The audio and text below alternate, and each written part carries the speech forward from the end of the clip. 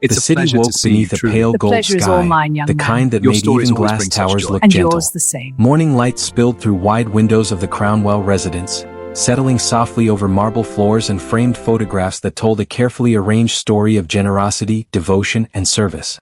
Evelyn Crown stood before her mirror, fingers steady as she applied the final touch of her lipstick.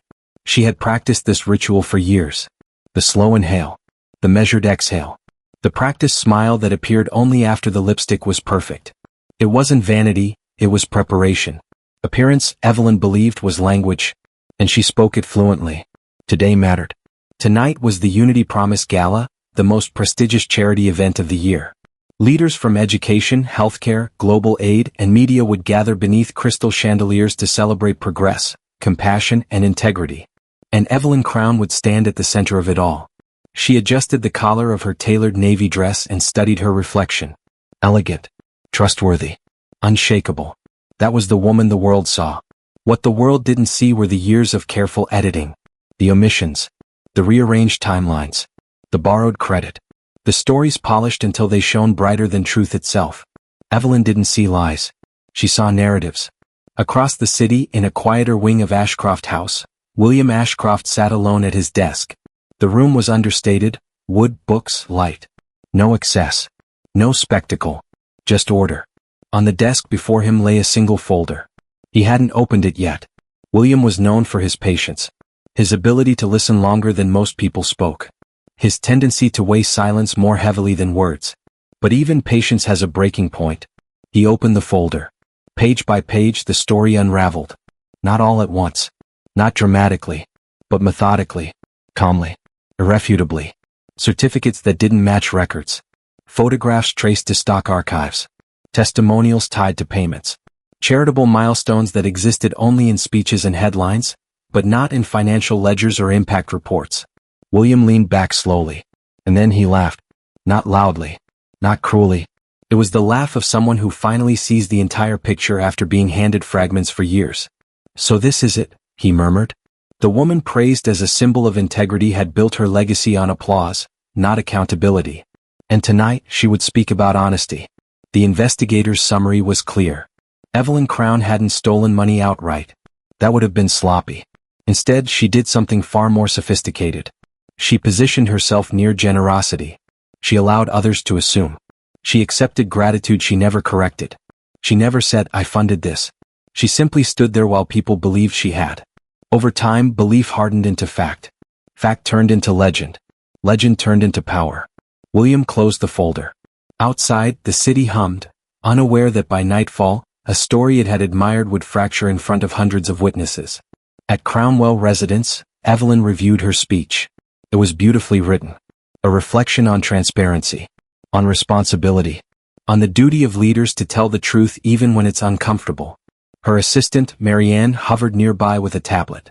Media attendance is higher than expected, Marianne said. Several investigative outlets requested credentials last minute. Evelyn smiled. That means they're paying attention. She loved attention, when it followed the script. What time is my keynote? 8:15. Perfect. She folded the speech carefully. People are hungry for sincerity. Tonight, I'll give it to them.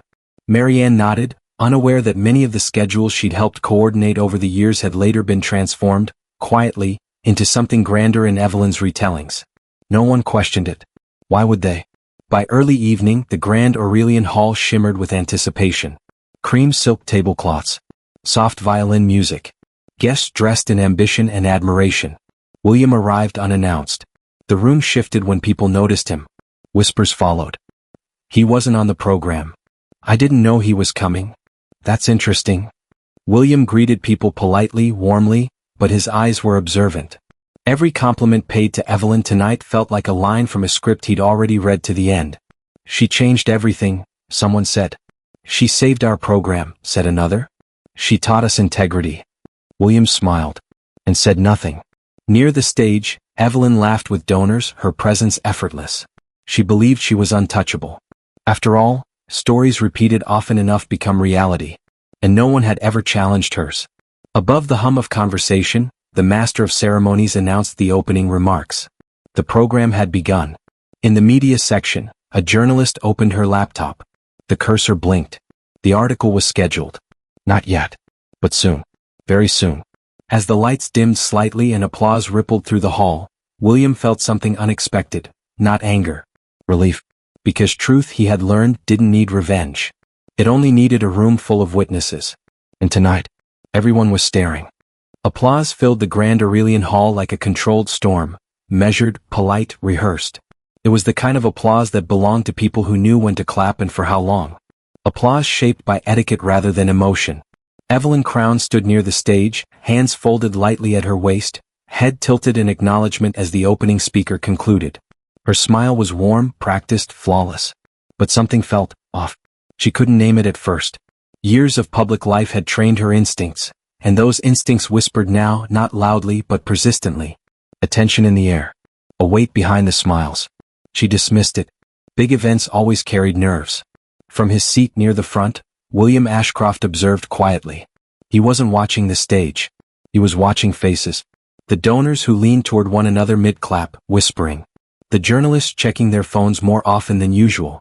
The way Evelyn's assistant glanced repeatedly toward the media section. Truth had a presence long before it spoke. William folded his hands and waited. The master of ceremonies returned to the podium. "Ladies and gentlemen," he said warmly, "tonight we celebrate not only generosity but leadership. Our next segment highlights the transformative work done under the guidance of one of our most dedicated advocates for social good." A montage began on the large screens flanking the stage. Images of Evelyn visiting schools. Evelyn embracing volunteers. Evelyn standing beside banners bearing the names of charitable initiatives. The audience watched, many smiling proudly, believing they were witnessing the visual proof of impact. William watched differently. He recognized several images from the investigator's file. A school visit that lasted less than 20 minutes. A shelter photo taken at a fundraiser where Evelyn had not donated a cent.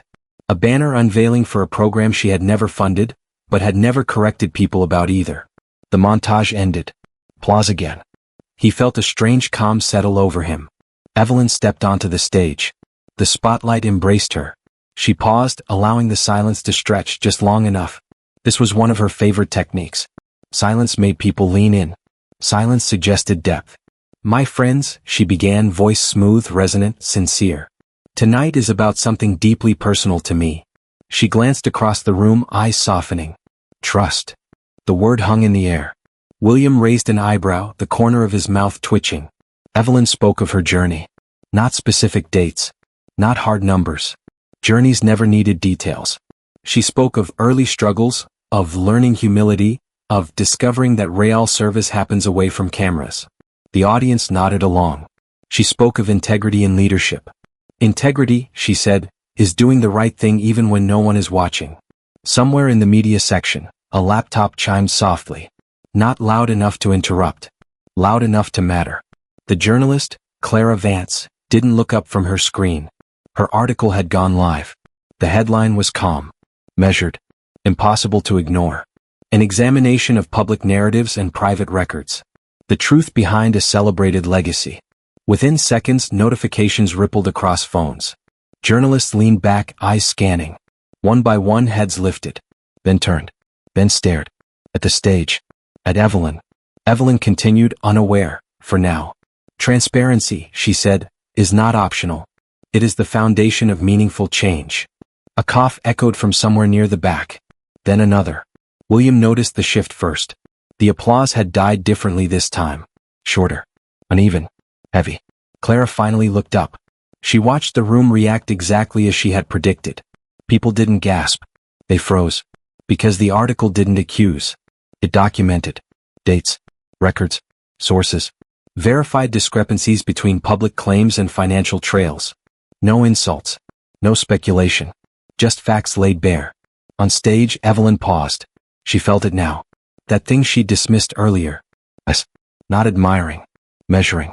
Her assistant stood at the edge of the stage, face pale, tablet buzzing nonstop. Evelyn's heart skipped, not from fear but from confusion. What is happening? She smiled again reflexively. And tonight, she said, I ask you all to recommit yourselves to. A murmur cut through the room. Full. Spreading. Unstoppable. William crossed his legs slowly. He didn't look at his phone. He didn't need to. He could feel the truth moving through the room like a current. People whispered names of programs. I thought she funded that. But the article says. Wait, this can't be right. Denial always came first. Evelyn's smile wavered. Just slightly. She cleared her throat. Is everything all right? She asked lightly, attempting humor. The master of ceremonies shifted uncomfortably. He hadn't seen the article yet, but he could feel the room slipping. We'll just take a brief pause, he said, stepping closer. Evelyn leaned toward him, whispering sharply. What's going on? He hesitated. Then gently, there's something circulating. Her chest tightened. She stepped back from the microphone as applause, uncertain now, fluttered weakly. From the front row, a donor stood. Your Majesty, he said carefully, voice respectful but firm, could you clarify your involvement with the Horizon Youth Fund? The question landed like glass. Evelyn blinked. Of course, she said. I've always supported their mission. But, the man continued, holding up his phone, the records here show the funds came from private donors, not through your office. Silence. Every head turned. Everyone stared. Evelyn felt something she hadn't felt in decades. Not shame. Exposure. She laughed lightly, too lightly. There must be some misunderstanding, she said. These things are often more complex behind the scenes. Another voice. A woman near the aisle. What about the literacy initiative in Northbridge? The article states the program didn't exist until after your visit. Murmurs grew louder. Evelyn's assistant moved forward, whispering urgently. Evelyn, she hissed. We need to stop this. Stop it? Evelyn's mind raced. She had never been cornered like this. Never in public. Never with receipts. William finally stood. The room noticed instantly. His presence commanded attention, not because of authority but because of restraint. May I? He asked calmly. The master of ceremonies nodded, relieved. William approached the stage, his expression unreadable. I think, he said evenly, what people are responding to isn't accusation, but confusion. He turned to the audience. When trust is built on stories, clarity matters. He looked at Evelyn. Would you like the opportunity to explain? For the first time that evening, Evelyn felt truly seen. Not admired. And she realized something terrifying. The room wasn't angry. It was disappointed. She stepped forward again. I've never claimed perfection, she said, voice tightening. I've always worked alongside others. If credit has been misattributed. Clara Vance stood. Respectfully, she said, the issue isn't misattribution. It's pattern. Gasps now. Clara didn't accuse. She read. Dates. Claims. Contradictions. One by one. The air thickened. William watched Evelyn's face. The smile was gone now. Replaced by calculation. Then frustration. Then something close to panic. But still, no apology. The audience didn't shout. They didn't boo. They stared. And that silence did more damage than any outrage ever could. William exhaled slowly. This was only the beginning. And everyone knew it. Silence did not fall over the grand Aurelian Hall. It settled. Like dust after a collapse. No one spoke. No one moved. Even the soft hum of the chandeliers seemed louder than before. Hundreds of people sat frozen in their seats, eyes fixed on the stage where Evelyn Crown stood beneath the lights that had once adored her. Moments earlier, she had been applauded. Now she was examined. Evelyn felt the weight immediately. It pressed against her chest, tightened her throat, made every breath feel deliberate. She had faced criticism before, harsh headlines, skeptical commentators, social media outrage. She had survived all of it by doing what she always did best. Control the story. But this wasn't noise. This was evidence. William remained standing near the stage, hands relaxed at his sides, posture calm. He hadn't raised his voice. He hadn't accused. He hadn't even smiled. And yet somehow, his presence alone had shifted the entire room. Evelyn noticed it. She noticed how people looked past her now, toward him. Toward certainty. Toward steadiness. She hated that more than the questions. I think we need to remember, Evelyn said, finally breaking the silence, that public service is never a solo act. Her voice sounded composed, but something underneath it had changed. A strain. I've always said that these causes are bigger than any one person. If my role has ever been misunderstood, then perhaps that reflects how complex charitable work truly is. It was a clever pivot, one she had used before. Shared responsibility. Blurred lines. Complexity. For a split second she believed it might work. Then someone laughed. Not mockingly. Disbelievingly. The sound echoed louder than it should have. A man near the center table stood slowly. His name was Jonathan Reed, a longtime donor who had quietly contributed millions over the years. He wasn't media. He wasn't political. He was sincere. "I don't think anyone here expected perfection," Jonathan said carefully. "But many of us believed our donations were guided by your direct involvement." He paused.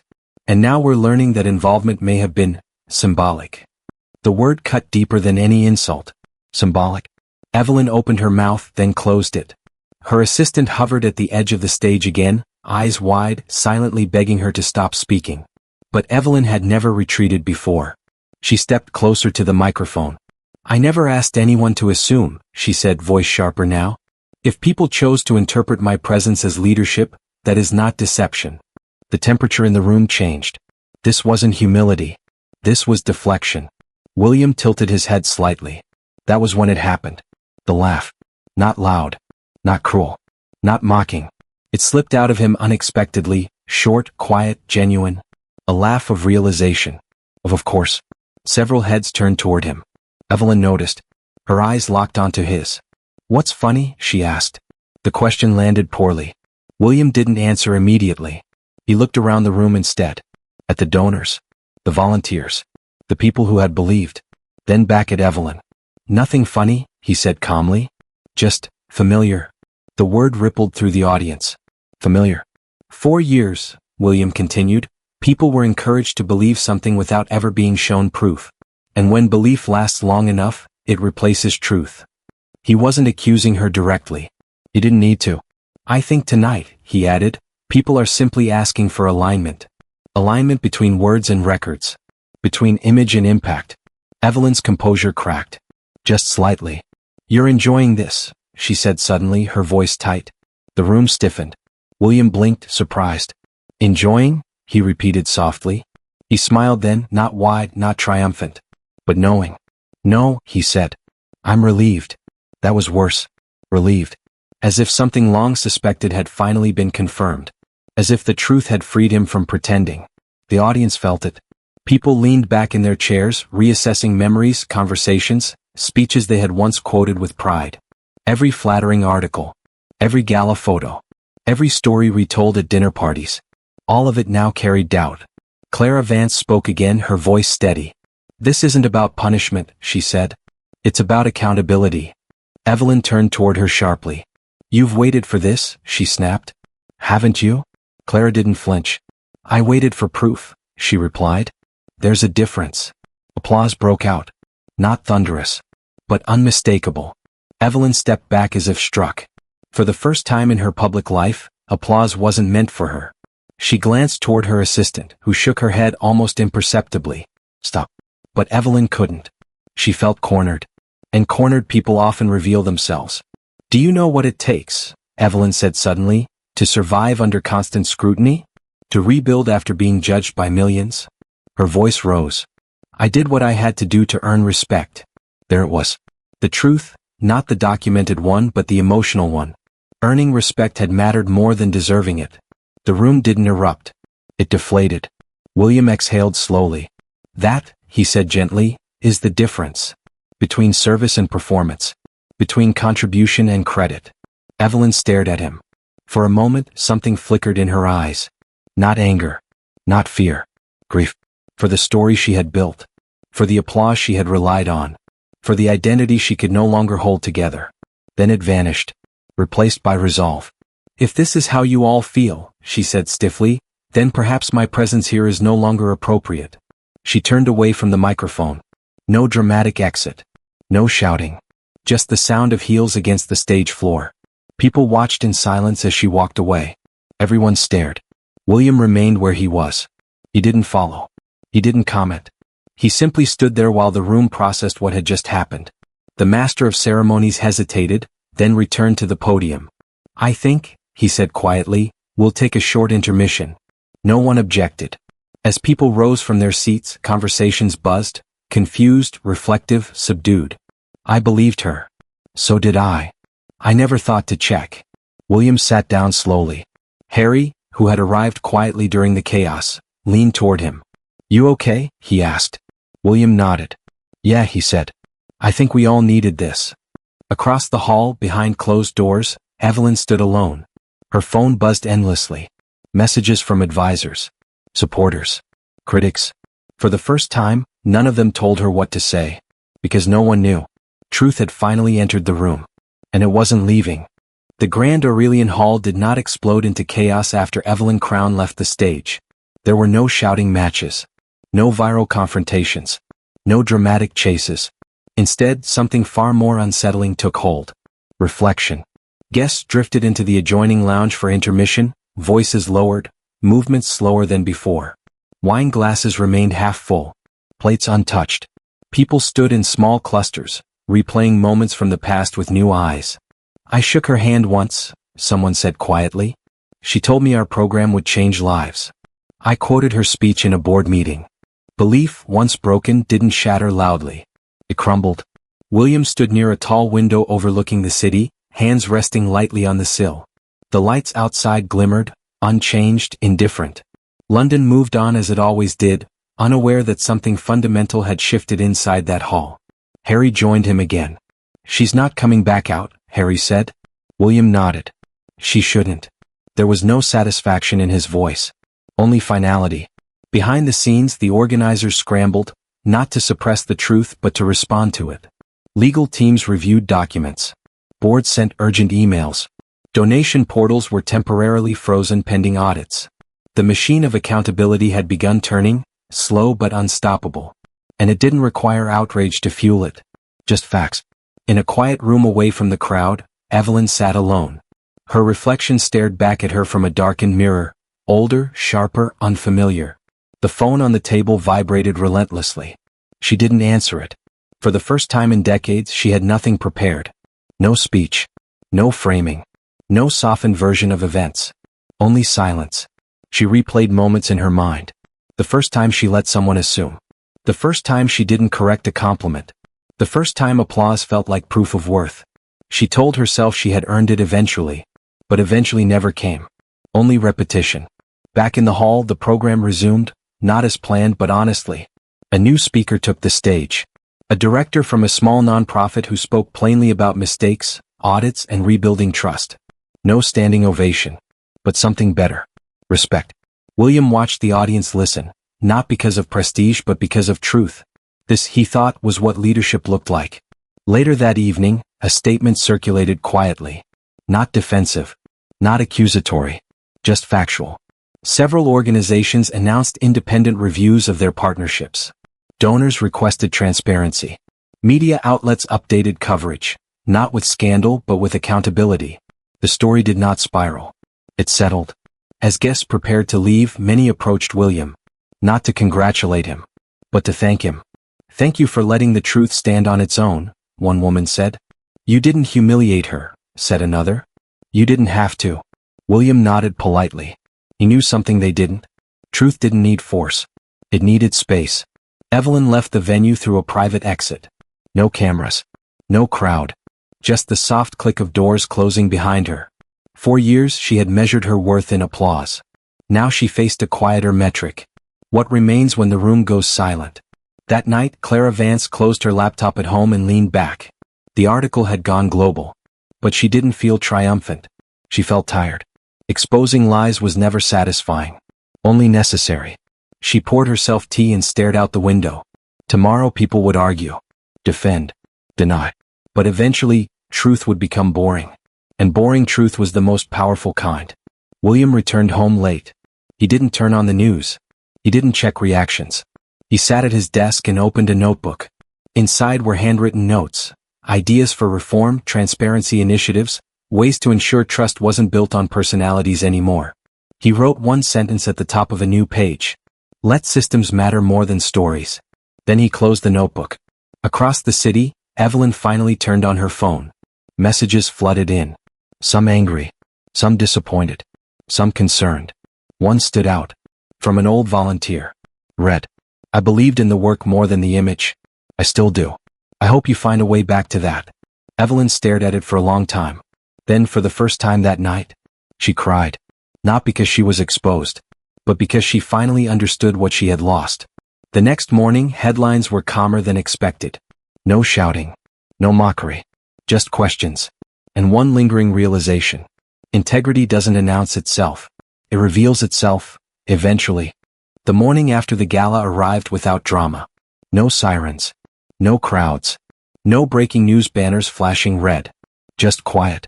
And for William Ashcroft, that quiet meant everything.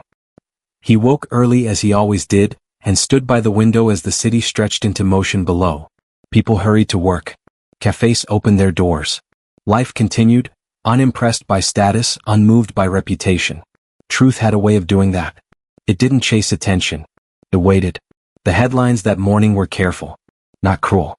Not forgiving. Measured. They spoke of discrepancies. Of unverified claims. Of the importance of transparency.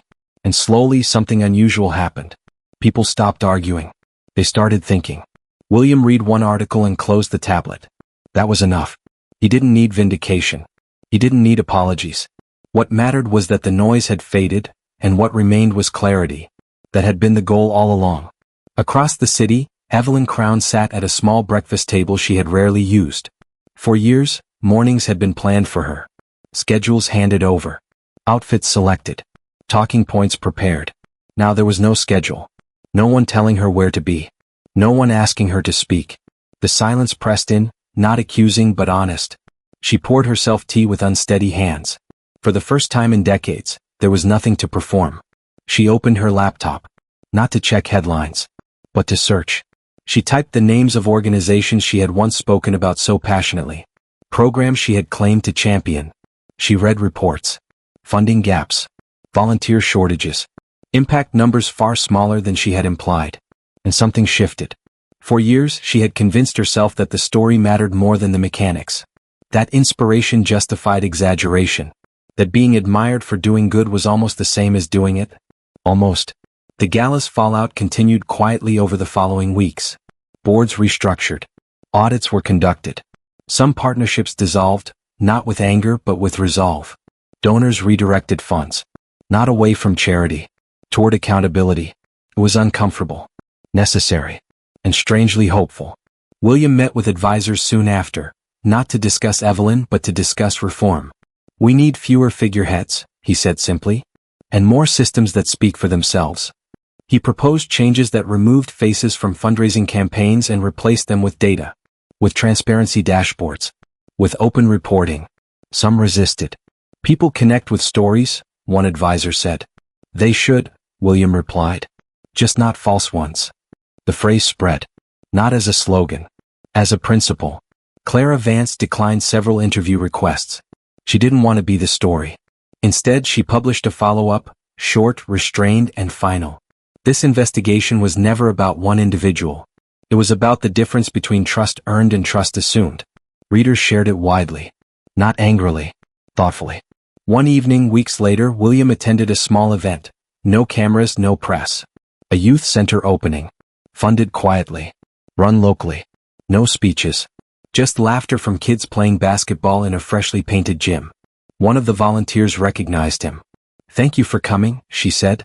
"We didn't expect you." William smiled. "Neither did I." That was the point. Elsewhere, Evelyn made a decision. She declined invitations. Issued no statements. Offered no explanations. Instead, she requested something far more difficult. An audit. Not public. Not performative. Complete. She worked with accountants and advisors, not to defend herself, but to understand exactly where her presence had helped, and where it had replaced action. It was humbling. Painful. Necessary. Months later, a letter arrived at William's office. No letterhead. No titles. Just a name. Inside, a single page. "I spent years believing admiration meant contribution. I was wrong. I am stepping away from public roles to relearn the work itself. No announcement needed." William read it once, then set it aside. That chapter was closed. At a leadership forum later that year, William was asked about the gala. About the moment everyone stared. About the laugh. A young student asked him directly, "Why did you laugh?" The room waited. William considered the question carefully. "Because," he said, "sometimes the truth arrives so clearly that all you can do is let go of the illusion." He paused. "And illusions are exhausting." The audience nodded. Some smiled. They understood. The story faded from headlines.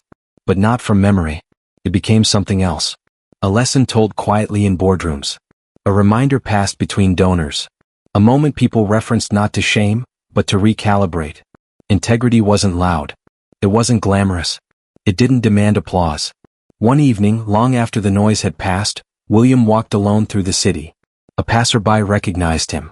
"Hey," the man said. "That thing you did, letting the truth speak?" William stopped. "I didn't do it," he said gently. "I just didn't stop it." The man smiled. "Still," he said, "it mattered." William nodded once, then kept walking. Because in the end, the truth didn't need a stage. It didn't need defenders. It didn't even need words. It only needed time. And a room full of people willing to stare.